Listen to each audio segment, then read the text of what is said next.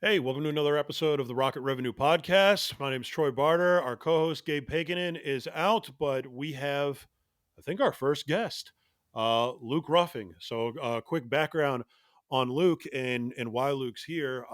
Luke and I worked together at PandaDoc, which is a competitor to DocuSign. We used to have to say that. Now I think everyone pretty much knows who PandaDoc is. They're valuated at over $1 billion, but they weren't when we first started in a small little shared workspace in St. Pete. And Luke has come over to Rocket Shipping over the past month and a half, and has absolutely knocked the cover off the ball and blown the doors off. And really, the purpose of this podcast is really to learn what Luke did to hit the ground running, which I've done in the past, and I thought that I did it pretty good, but it's not as good as what Luke has done over the past 4 weeks for sure. But I do think that we probably both can speak to that. People assume that they need the full ramp and that it's going to always take a while for them to get acclimated. And sometimes you do, but sometimes you don't. And Luke's living proof. Luke, appreciate you joining, man. Although I am technically your boss again, so I guess you probably had to a little bit. I mean, Never much of a really, choice, but yeah. I mean, I guess you did because servant leadership and all that good stuff. But so when did you start here, man? When was the start date? June 10th, about a month ago. June 10th, my brother's birthday. Shout out Connor. And we're what on July? Was it like the 11th or 12th or something like that? 12, Yeah, over a month. something like that. So right around a month. Um, in that time, and probably another thing that's important to bring up is, look, you come from tech sales, as did I, right?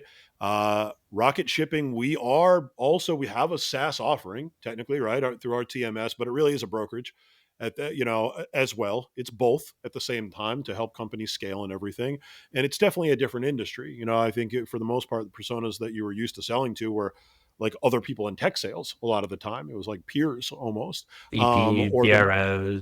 Yep, managers of your peers or the C-suite of a company that would have been one that your skill set would have been kind of plug and play to move over to.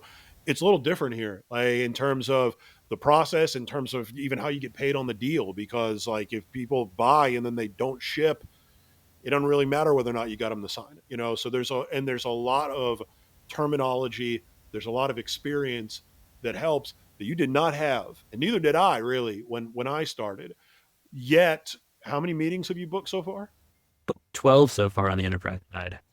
So, book 12 meetings. That was going to be my next question is like, what are the sizes? Did we start you off easy in small to medium business? No, these are enterprise level deals. In fact, some of these deals are the largest deals that have been worked in the history of the company. And that doesn't mean that Luke uh, shot out a prayer and booked one, and then it turned out that they weren't interested. No, these are ones that in our process, the way that it works is you would book a meeting and we'd do a discovery and see whether or not we'd be a fit for that particular company. And then when we know we're moving close to a presentation where we might be able to close is when we typically do a rate study. So, in other words, they send us over 30 to 60 days of their historical shipping data. And then we come back and say, here's what that shipping cost would have been had you worked with Rocket Shipping instead of just the carriers that you already have. And then from there, it's pretty close to a deal. That's like the tangible event right before presentation and close.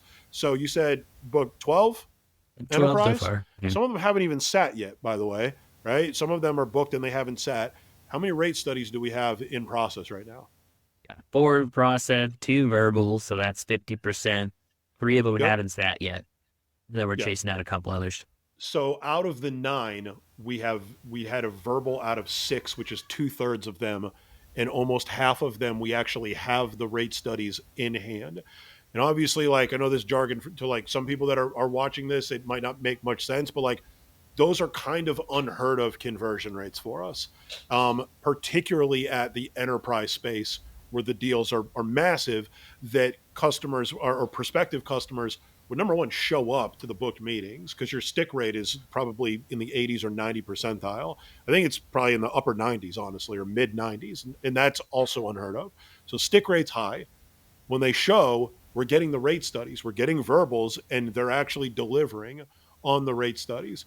I'm not saying all of this to talk Luke up, but what I'm saying is Luke's conversion rates and the amount that Luke's produced in the first month being here is higher than what really anyone has done, not just in their first month, but like in their best month, like which is crazy. So like, why are we covering all of that? Well, Luke's on a ramp, really. I mean, I know how good Luke is because I've known Luke for half a decade, but I never expect somebody to like over deliver, even if they're as good as I know Luke is, right? As good as I know you are, I still don't expect you to wildly over deliver because sometimes it takes a little bit longer. Even if you're really good, it can take a little bit longer. It can. But what I think in I think the most important like lesson out of this podcast is you don't always need your whole ramp. And in fact, a lot of the time, if you have the confidence and you put the work in, sometimes you don't need any of the ramp. So always take the ramp, but you can move a lot quicker than your company probably expects you to. And when you do that, all that that's going to do is make you more money faster. It's going to create the greatest first impression that you possibly could have in the company if you have designs of moving up down the road, or if you just have designs of putting yourself in the best standing possible to get what you want. So, a good example would be if Luke brings tech to me that Luke wants to buy to make his life easier, even though he's only been here a month, that becomes priority because I'm not a stupid leader. And I know that you lean into the direction of where things are going to produce the most for you. So Luke's early progress has already unlocked his ability to get more attention from leadership, to get more eyes on every one of his deals from a collaborative standpoint.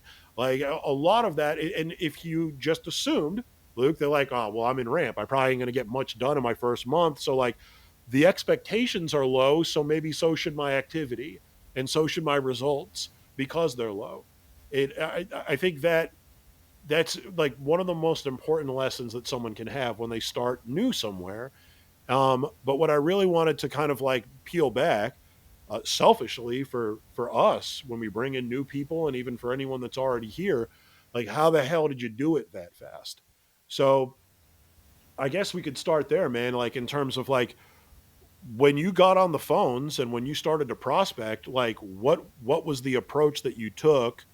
What did you kind of learn? And then like how did you find a process that was going to work in a repeatable way that was kind of new compared to what we were doing?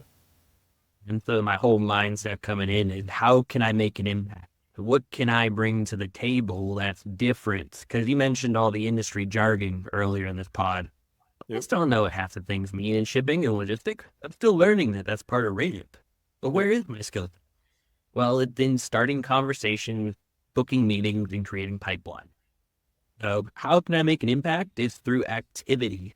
It's through pursuing things and doing the grunt work to learn early and use that ramp not as a climb, but as an acceleration ramp. I'm trying to get started as fast as possible here while the expectations are low. That'll Yep. unlock a lot of things down the road. Man, it's funny because I just talked to somebody because I made that post on LinkedIn about kind of begging people to cold call me, and now like I'm getting blown up. Like, in fact, give me 1 second because I'm gonna have to silence my phone. I guarantee someone's gonna call me. I have Let's to just pick up the phone. go ahead and take care of that right now. Um, but somebody called and I was saying, I was like, I know it's kind of hokey and like a lot of people hate to hear it. Like she asked for advice at the end of the call. And I was like, I mean, the biggest advice I could give you, particularly when you're new, is the amount of activity that you do. And it's really to me it's twofold. Activity does two things for you. Number one, if you're new somewhere and your conversion rates are lower, then the activity will make up for it. If you have half of the conversion rates of everyone that's here, let's just say that wasn't the case, but let's just say it was. All right, well, if you do double the activity, which by the way you did, then you get the same results as them because just of law of averages and the conversion rates. If you need to do double because you have half the conversion rate, you still get the same result. And if you have enough territory, addressable territory, that works and you won't burn territory even. But at the same time, you're having twice as many conversations as everyone else. So you learn twice as fast and you get better just off of trial and error, and just off of, particularly if you have sales experience like we do, right? That you learn these things and you pick up what works and what doesn't work, and what's the common objections and the things that you need to work on the most, and like what lane makes the most sense. And when you say a word, like for us, gray glove, you started saying gray glove, and all of a sudden light bulbs were going off, and it's like, all right, cool. Well, I'm gonna double down on that. But it does, as corny as it sounds, and as much as everyone hates to hear it because no one wants to do the activity, it really is the best thing that you can do. So, not to be long winded, but if you're a manager and you have reps, how do you do this? Well, I've been blessed in my sales career because the two examples that I'll give is Luke Ruffing and Jed Marley, right? And anyone that's on LinkedIn probably knows Jed Marley. He's got over 40,000 followers there. He does a whole bunch of work with Sell Better and JB Sales. He is the man. But I had Jed when he was 17, and I had you when you were 22 at the time. I wasn't talking activity with you because you were an account executive, but with Jed and with you here, even though I don't think you needed it, but I think it helps grease the wheels a little bit. It's a little extra incentive. We did a contest, and we made the contest related to activity. So with Jed, it was around Christmas time when we hired Jed. I think it was like end of November. So we did like this Christmas deal where we bought all of these different presents, everything from like a Keurig all the way up to a flat screen TV, a nice flat screen TV. And we did like Secret Santa, kind of, where it was like, all right, we're going to do this strictly off of dials. Whoever does the most dials at the end of the month, trackable dials, by the way, don't just tell us. We have to actually, so make sure that it's in the CRM the right way and everything like that. Whoever has the most dials gets first pick. So Jed wanted a TV. He had just moved down from Detroit. He did not have a flat screen, and he wanted a TV. Jed wildly outdialed everybody. And by the way, Jed wasn't even an SDR, he was an LDR. So he didn't even have to dial at all. That wasn't even actually his job. His job was to enrich the leads, yet he outdialed everyone. He was averaging over 100 dials a day because he wanted the TV. And then we moved Jed to SDR like almost immediately, and he never looked back. He always did that amount of dials because the habit was created over that month's time, right? Luke, you got here and it was like, well, screw it, let's just do a dial spiff like for fun. Like I now Jed was 17. You're a decade older than him now at this point, right? Did you really need the incentive to do the activity? No, because but it's cool to have. Like it helps where it's like, okay, I'm gonna get an extra reward if I do maybe a There's little bit more. also the competition element. Like you have Hell to yeah. find what drives people. Like I want to win.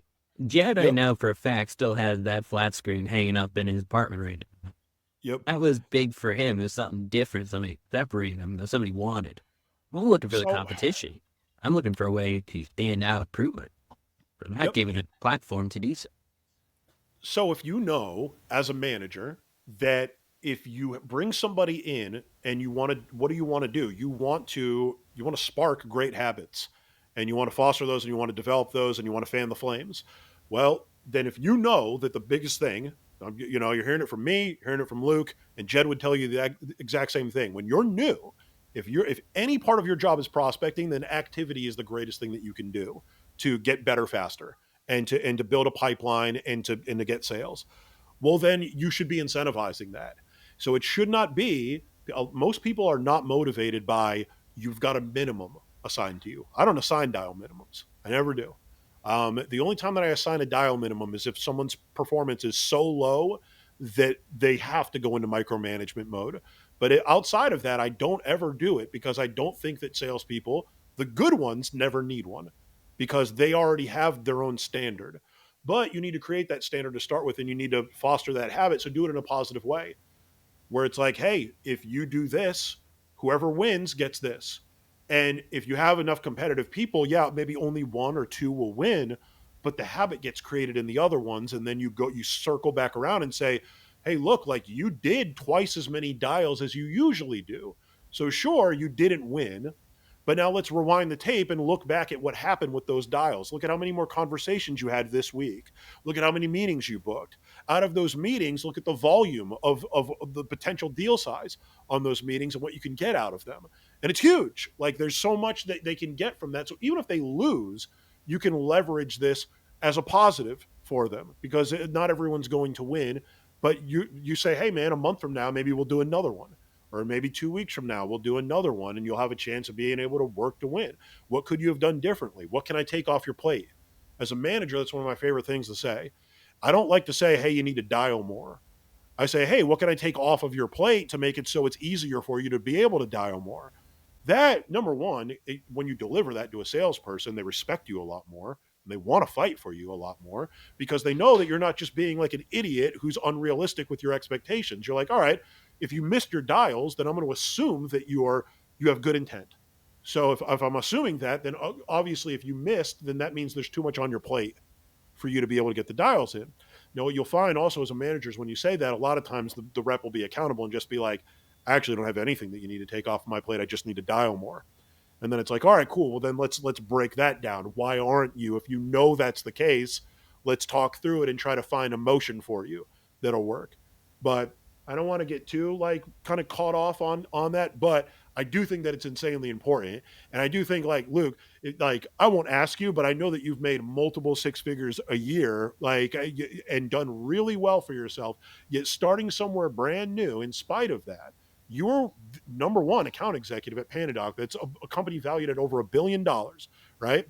We 10x'd the outbound revenue at PandaDoc, but when I say we, I'm being generous to myself.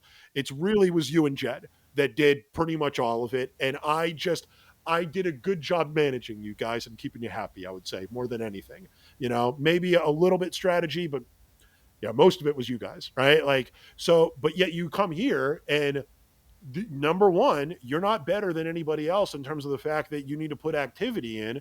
And now look at your pipeline, right? The pipeline that Luke has, if it closes, Luke would probably make 3 times what he's ever made in a year. But the only difference between here and everywhere else is that when you're working in shipping and you're working, in a brokerage format, you don't get paid one time on those deals. You keep getting paid on them for however long they're with us. So the book that you could potentially build, even over just what we have out there over the last month, due to activity, none of it was inbound. It was all through activity that you did. It could be insane in terms of the windfall, and it could continue month over month, year over year. So I like that. Think about that as an incentive because we were talking about having this small little spiff. Like this is something you Yep. could win at the competition. But think about getting recurring revenue every month for as long as they're a customer that keeps shipping with you. Wouldn't you want to get them in as soon as possible?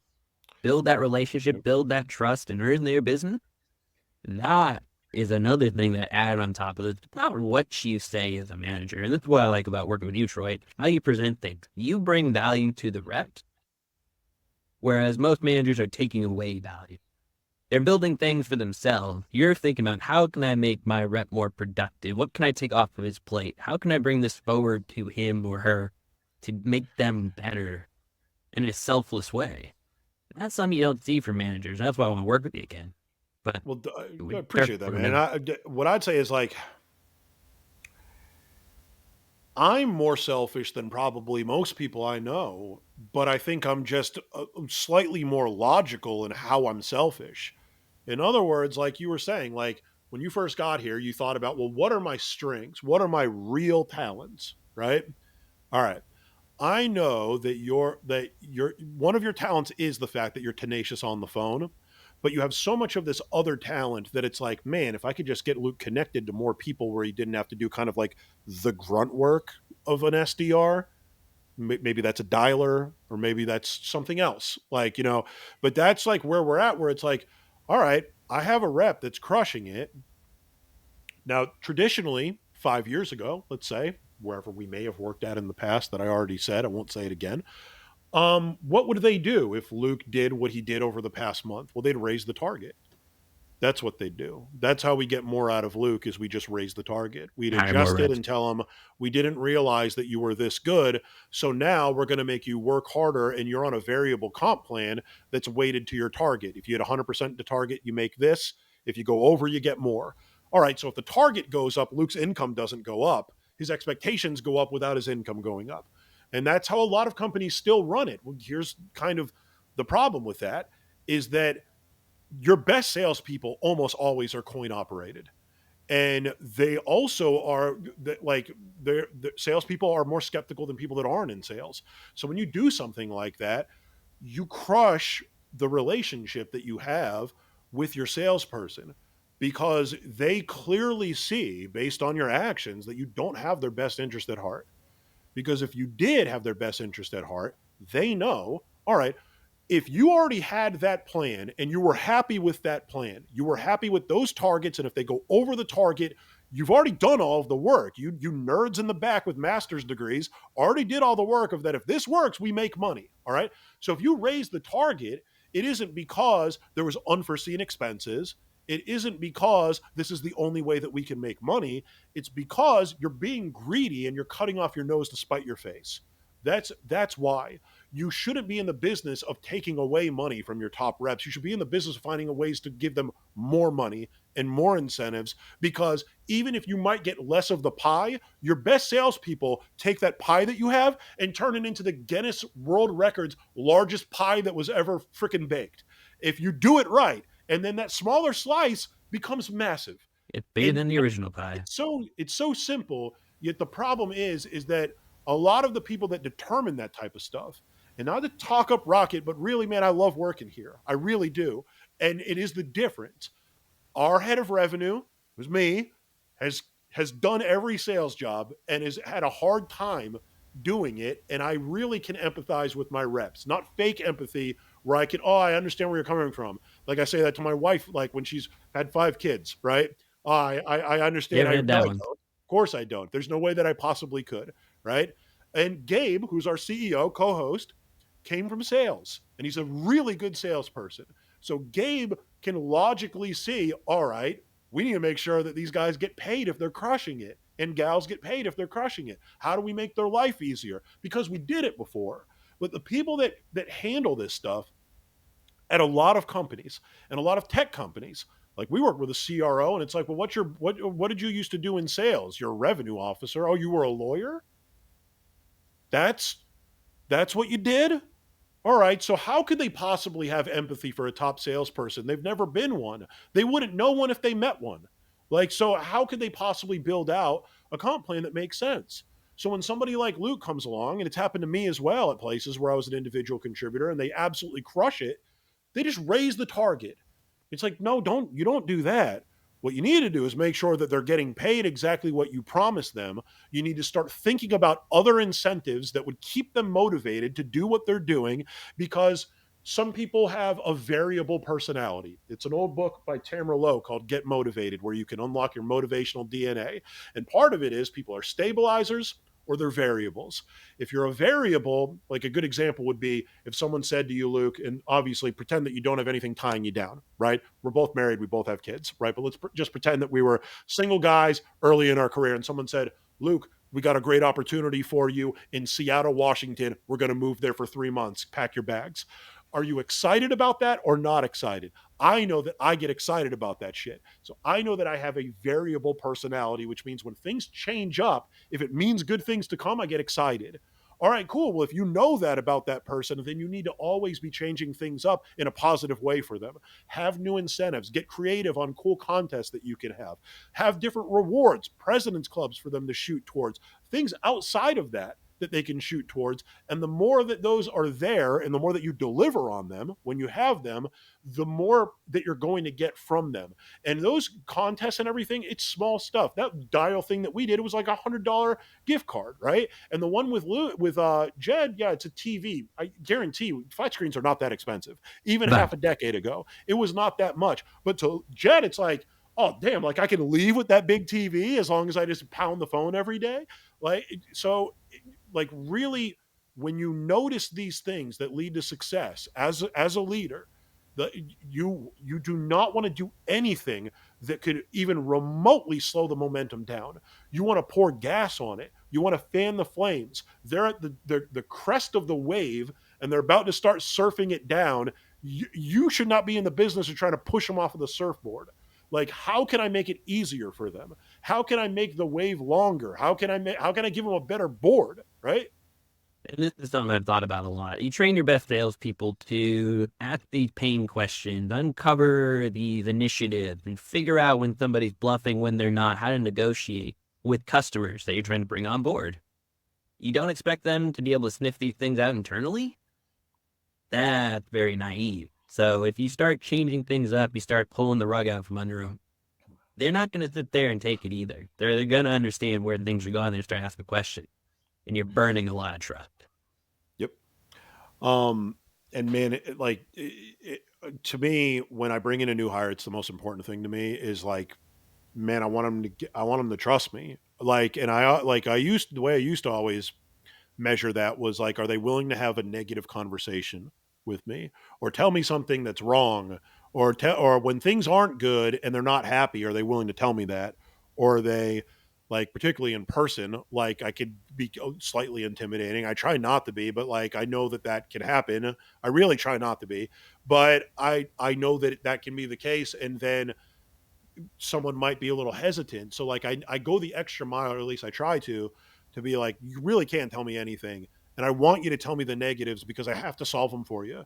And the chances are you're right and I need to fix it. And there's a 1 out of 10 that you might be wrong. But that means that I haven't explained it adequately to you and it's still my fault. But either way, I need to know.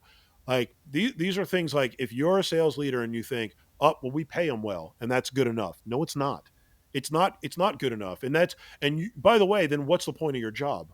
Because if all that you're leveraging is the fact that they get paid well, then why do they need a manager if that's all that matters? Because you're not in charge of paying them. That's the company. So what do? What do you just negatively micromanage? No, like you the more if I did that with you, Luke, at PandaDoc, and if I was a dick in between when we worked at PandaDoc and now, we wouldn't be having this podcast, and this company would be in a worse place than it is now. It would still be good, by the way, but it wouldn't be where it's at because of what you're doing. And it's that simple. Treat people like people, like, and also like the largest thing, and I always feel this way, is I always want to bring people on that I get along with and that I actually really like and I would hang out with outside of work. Me and Luke have hung out outside of work, hung out in Maine. Luke's met my kids, my wife, my aunts, and everything like that. Like, and that wasn't because I had an ulterior motive. It's just like, nah, man, I like hanging out with like people that I like to hang out with. You know, I like if I worked with somebody and I liked them, then I like to continue to try to help them and work with them and learn from them too. So not to get too off base, but like you build your team in blue jeans is what I learned in outdoor sales. In other words, like build an actual relationship with the people that you're working with. I know it's corny to say that it's like a family, and when it's really not like a family because people do get fired every day. You know, that's the way of the world. But that doesn't mean that you can't have an actual like personal relationship with the people that you work with where you're really invested in them being successful. Because when you do that and when you mean it and you're genuine about it, then they become more invested in you. And if you have a common goal that might not necessarily always incentivize them, they might be a little bit more inclined to run towards that goal if just because they want to work with you. Um, I remember the comments from our last podcast vividly. And one of them was, man, Luke has some great advice. Troy, I wish you sure would have shut up and let him talk. Because I'm good at podcasts because I'm long winded, but when there's a guest, that's when I'm not so good, particularly because of the amount of wisdom that you have, and I can easily get off on a tangent. So here's one that'll help because I don't actually know this stuff and you do. Um, we are in the midst of a deal that is it would be the largest deal that we've ever closed at Rocket, and I think that includes Gabe's book, which Gabe's book is massive compared to everybody else's book of business here. It's not even close. You take everybody else and put them together, and it doesn't equal to Gabe's book. This one's bigger than any deal that's in Gabe's book if it closes, and we're not early stages with it. We have rate study data in hand. And once that's done, we're ready to present. We're at presentation. We're at the bottom third in the funnel for this deal. And you got it through cold outreach. So my question is, and I'm going to try to ask questions instead of make statements. How the hell did you get that one? How did you prospect it? How did we get them to the table? And this is something where, again, I figured I could make an impact by coming in with this strategy. So on the enterprise side, it's a little bit different than just straight cold calling, just smaller business. You Yep. need a little bit of a strategy. So like the who are you going to be reaching out to? Who's your decision maker? Who's your end user? Who could be your champion? You need to do a little bit of account mapping. That could be for the research through like a LinkedIn, through an Apollo, some sort of database. Who's involved? What company are we looking to target? How big are they? Where are they located? What do they do? Have this information. And I know it's funny because everybody says use CRMs, use dialers, but something I picked up from Jed is it can be as simple as just a spreadsheet. It makes it a lot easier to contain this information. Who and what and where are they? Let's figure out that section. I love it. And I think on the YouTube side of things, what we can do is if we have a template of that spreadsheet, we probably could at the very least share a PDF version, but I'll look into how to share like a Google Doc on it. That'll probably like better explain it and have a nice value add for anybody that's watching this on YouTube. Um, so to kind of peel that away a little bit, you reached out. How many people did you reach out to? You think at that company? This company I did a couple different ways. So there's Yep. two different methodologies to prospect. We could go bottoms up. So you think end user, who's the one shipping stuff every day? We could reach out to them. Or there's top down, who makes strategic decisions on where they're going to be shipping, who's going to be in charge of this, what carriers are they going to use, etc. So I did a mixture of both. And there's different messaging for each level here. And that's kind of falling into what would prompt them to take a meeting. What is a buzzword or what is an insight that you can provide that they don't know about? Because they know you could probably save them money. They know you might be providing better service, but what's something different that nobody else in the market is offering you? And that's the messaging that I tried to tailor this outreach to. And how did I do it? Well, I haven't done before because I've done cold calling. I've done cold emailing. The key to cold emails, by the way, is just make it look human. I use lower cases. I misspell things. I use bad punctuation because I don't want to look like an AI robot. People delete those instantly. Yep. So make it look human. But what I've done at this job that I haven't done before is video prospecting. How can you show them that you've done research and that you care enough to show you put in the research? Pull up their website, record a video sharing the insight that you have with them, and then send it to them and say, hey, what are your thoughts on this? I did that from the tops down approach on this particular company. And he sent that video, the C level, to the manager in charge of shipping. And he responds saying, let's take a meeting. That's how I landed this big account. Yeah. And this account is like I can't really overstate how big it is. Um, I'm a customer of theirs. I've spent well over $1,000 with this particular company, and it's huge in terms of what they do. So I agree with the video prospecting. I think a big part of the video prospecting, because I've seen twofold. I've seen where people have like a whiteboard that has your name on it. A lot of the time that's fake. They can do it with AI now and everything like that. Or they're holding a whiteboard and it's just like it automates the name to it and everything. And I've seen the ones where like you're in a little bubble and then their website is the background of the video. I get prospected all the time, both as founder of a company and as head of revenue for Rocket.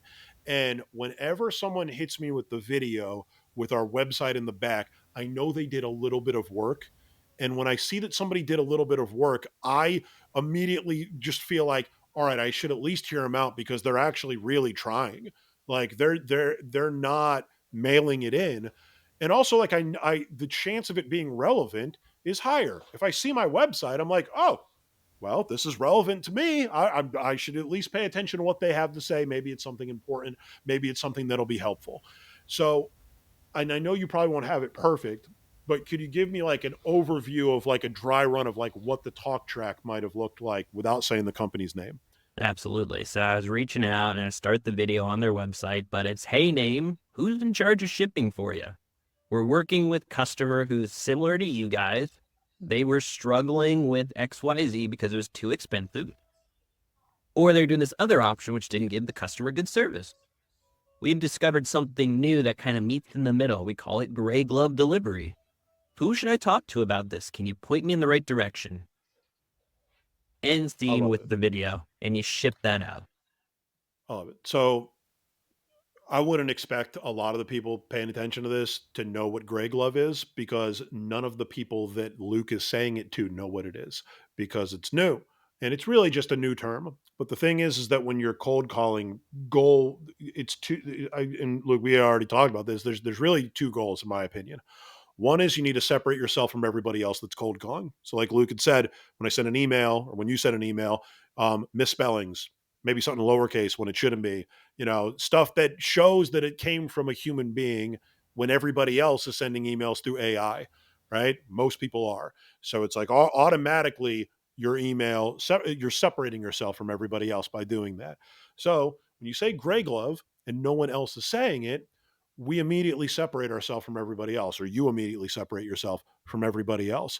The other thing, so that's goal one when you're cold calling, is to separate yourself from everybody else that's cold calling, because there's a lot out there a lot of the time. They might not be cold calling, I can tell you that for sure. They're not picking the phone up a lot of the time, but they're emailing, they're DMing, they might even be sending video. How do you separate yourself?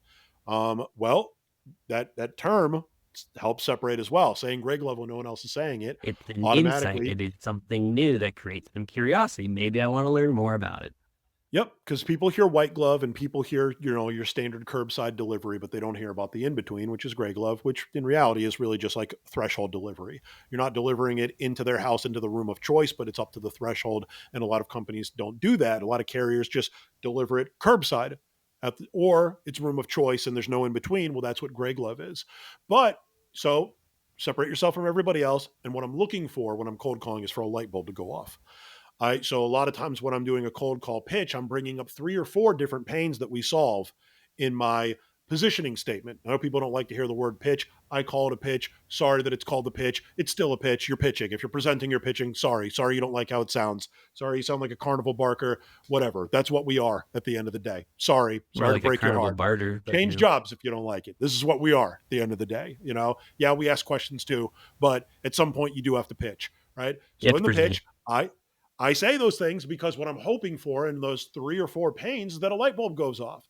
That one of those pains is one that they're experiencing, where I say, wait a minute, you just said something that is top of mind for me. And maybe what you're really hoping for is that a critical event has happened recently that's attached to that pain, right?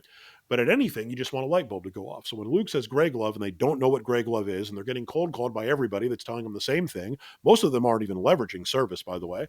In our business, they're leveraging price. Hey, I'd love to see how we could save you money on your shipments. They're not even talking about how they can enhance the service because they often can't, and we can. So that's another competitive differentiator. But we've learned very quickly when Luke says that term, that a light bulb goes off and the response rates are through the freaking It's roof. crazy going to enterprise and getting these response rates. Your stick rate's also through the roof. And I believe that a large part of that is because of that term and because we don't fully explain it before the meeting, right? So I've always said this is that a great SDR or a great prospector leaves something to the imagination, right? And the way that I always relate it, I've probably said on this podcast before, and it is one of the dumbest things, but I'm a big fan of basketball. What I was a real big fan of, because I couldn't remember the plays, but I could dunk. So I used to love the dunk contest back in the day. And it was way more fun back in the day. You have Michael Jordan, Vince Carter. What I loved about them compared to nowadays, if you look back at that 2000 dunk contest, probably the best one of all time, Vince Carter never missed a dunk. And he did dunks that no one had ever seen before. Against the grain 360 windmill was his first dunk. It had never been done before. It's freaking incredible if you watch it. But he didn't miss. So it was like you had never seen it before and it came to fruition and you were amazed, right? Nowadays, or let's say the past even 20 years, past 15 years, someone comes in to dunk and they might do something new, but they miss it. And then they're on the clock. They have 30 seconds to complete the dunk. And then they make it, and then like everyone gives them a 50. Like that ain't a 50. I've seen 50s before. And I'm not excited because I already knew what you were trying to do ahead of time, and you've reduced my excitement once you actually do it. Well, the same concept applies when it comes to prospecting. It really does. As dumb as this sounds, it is the exact same thing. If they said, "What's Gray Glove?" and Luke sent them an email that's 15 different paragraphs that lays out absolutely everything, what Gray Glove is, how we do it, what makes us different, and then he schedules a meeting, the stick rate doesn't go up because he explained it that much. It goes down because now why do they even need to show up to the meeting? You already explained everything, right? So now they're less inclined to show up because you aren't leaving them wanting more. You're not the last episode of Seinfeld, dude. You're the last episode of Dexter, which was god awful that last season, dude. Right? No one wanted more. Yet here we are. They had to wait 20 years, I think, for them to like redo the thing because no one wanted more of it, right? And they had to change the whole cast. Seinfeld, they're begging for new episodes because they left on top. They left people wanting more, and it's the same concept. So you get that light bulb to go off, right? And I know I'm talking a lot and I said that I wouldn't, but we're dissecting what's working. And because we're going to replicate this in our team, this podcast is more for me than it is for you guys because I know I'm going to get a boatload of value off of this. And I know that what I need to do is take what Luke's doing, where he's absolutely crushing it, and then I need to boil all of those elements down as to why it's working so we can replicate it in everybody else and anyone new that we ever hire. So that is it's a large part of it, but a larger part, because I can do that, a larger part is the tenacity in which Luke went after the account and the fact that it was multi-threaded with a multi-pronged approach that he knew worked. So he put himself in the best position on the video side. He did it right, and he applied all the principles that we just went over. Still called, still emailed. He did all of those things. And he did it with everybody that might even be relatively close to being a stakeholder or a decision maker. And there's two things there. When you're trying to break into an enterprise account, you're trying to get multiple people inside that account talking to each other about you. If I was to prospect Rocket, I'm not just going after Troy. I'm trying to get Troy and Gabe and maybe Jared to talk to each other about our solution. Because if they do that, they start seeing different emails with different value props and different messaging, showing how much research you put in, they probably can help you. So that's why we're going after multiple people. And there's one other thing that's worked really well is most people call direct lines, mobile. There's actually a lot of value going in through the main line or the office line because you can start picking up names of the receptionist. Always mark that down. I talked to Stephanie.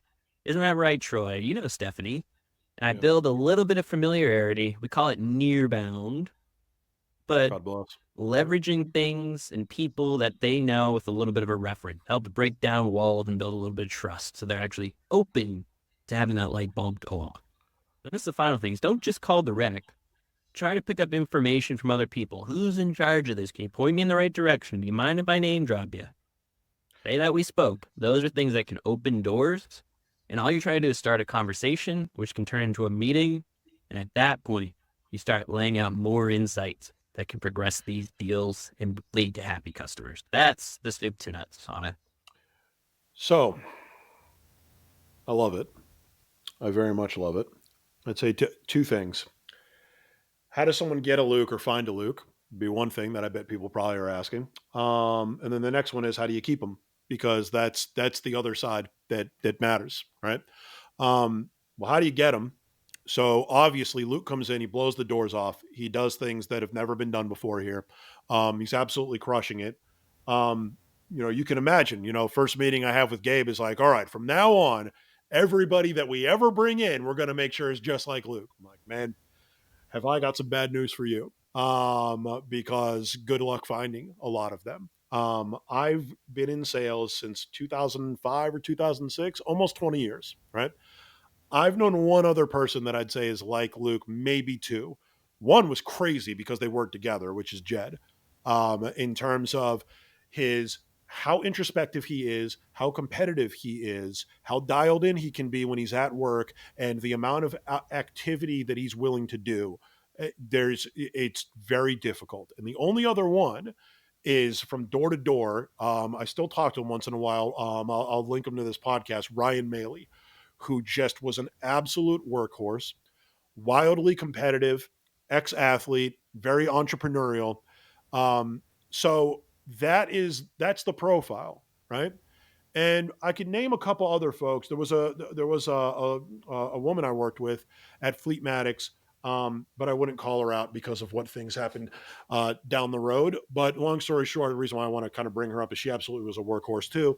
I think a lot of people probably wouldn't have taken a chance on her, and she absolutely crushed it as well. So it's not just dudes. That's not the profile. But so what is the profile? Well, a lot of them are like that I've found, and I know that this is corny, and I think people try to have a fresh approach and they cut their nose off to spite their face. A lot of them are ex-athletes at a fairly high level. Does that mean all of them? No, because I think that I fairly fit, particularly when I was in my 20s. I probably don't have the same workhorse mentality when I'm 40, but when I was in my 20s, I definitely did. But I was a pro at something that was wildly competitive as well. It just wasn't sports. I was a battle rapper. And we talked about on another podcast how four of my friends that were also battle rappers at a high level moved down and they all still make six figures in tech sales. All of them. Because they have that competitive drive. They have a drive to compete and be the best at what they do, and they want to compete against other people. And there's a thrill that they have with that. And they're also coin operated, but they want to compete within the organization as well. And it's not in a toxic way. The battle rap side, it is. Luckily, none of these guys actually were. Luke, half the time, it's half a day is the other funny part. I was saying this to Gabe yesterday because look, you're close. Like, what would you consider yourself? Like, I don't know. Like, you're close to being a pro golfer, right? Or you are technically a pro golfer. You're getting paid to golf, right? Isn't that how? Quite. I'm still an amateur for any USGA listening. Still an amateur, but Yeah, I am a +1 golfer. All my free time is spent at the golf course perfecting my craft because it's insanely competitive. It's an individual sport, and it's something I can always improve at. Like, I think if you're looking for ex-athlete, it's not just that they were an athlete. It's were they coachable? Did they show up early? Did they stay late? 100%. So how do you? So how? Let's say that someone isn't an athlete, right? Because I don't think that you should only. I don't think you should take that advice and say, "All right, now I only want athletes." Can only probably work, but I don't think you should do that because I think that you're going to miss out on a few that are really good that might not be. Not everybody that would be great at sales is great as an athlete. The way I looked at it when it came to both battle rap, when it came to sales, is like these are like the one things that I'm elite at. Like I'm a cut above and I'm very competitive, but now it's like, all right, I found the thing that like makes me great. And now I'm going to put everything that I have into it.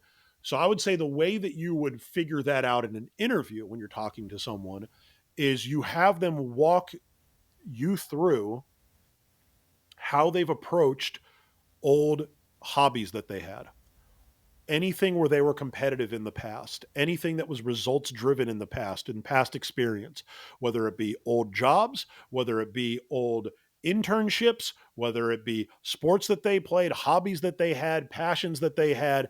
How did you approach it? What set you apart? What motivated you? What did you do differently than other people? And what you're trying to figure out is this someone that when they have a reason to do it and they're excited about it, can have consistent work ethic and activity and an unrelenting drive to get better. And if you find if the answers that you hear are like, oh snap, all right, we might have something here, then you're in good shape. Another thing that I do in the interview process is I talk a lot. Of course, like obviously, right? Just from this podcast, you probably can tell that. But this is actually for a reason, is that I paint the picture of the opportunity to the person that I'm talking to, and I'm looking at their eyes the whole time. One that I remember vividly is Reed at Panda Doc. I was talking to him about the opportunity. He was already there. He was there before me. But when I was talking to him, I could see it in his eyes. He was ready to get up out of the chair and run through the wall. He was ready. He was dying to pick the phone up. Right. And if anyone follows my content, you know that that's kind of what I do. Right. But when I'm looking for somebody that's like Luke, it doesn't guarantee that they're going to be that way because you can get anybody that's just the spark to get them going. You need to know that they can consistently keep that flame going, right? But if I can't even get the spark going, if I can't see that look in their eyes where I'm getting them motivated and I'm getting them hyped up, they're not going to be a fit for what I do. They're not going to be a fit on my team. we're probably not going to work well together, right? And there's like 15% that hear me talk. You might be one of them right now, and you're like, man, this guy's on some BS. It's all smoke and mirrors. It's all just this loud, boisterous dude. And like, they're like, trust me, I worked at a place and I made a mistake going there because they all thought that way about me, and it didn't work. Yet every other place it's worked well. But you need to know that you can work with them and you can keep them motivated. All right. Connect with us, hit us up, let us know if you liked it, let us know what you liked or didn't like about it. You can comment on YouTube. And if there's a topic that you want us to cover in future episodes, hit me up, let me know. I accept all LinkedIn connections, and bam, that's that.